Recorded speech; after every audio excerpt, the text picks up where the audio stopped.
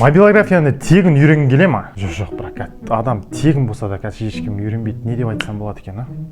Ол жерге сұрақ қойсам бола ма? Иә, әрине, сұрай бер. Бірақ тез айтасың ба, что-то ішім ауырып тұр менің. Мобилографияны қалай үйренсем болады? Қазақ тілінде әрі сапалы, быжып алмай тез түсіндіретін кім бар? Интернетте толып тұр емес пе, дұрыстап қарасай? Ой, олардың көбісі орысша. Қазақ тілінде бар ма? Қазақ тілінде.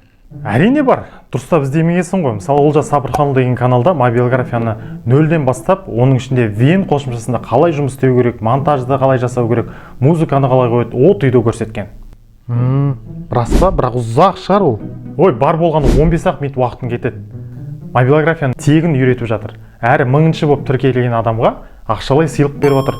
Құр жатқаннан гөрі барда қарасай, ақша мүмкін саған бұйырып қалар. Болды. Каналдың атын тағы бір айтып жіберіңізші. Олжас Сабырханұлы деген каналда тұр. Достар, сіздер де көріңіздер.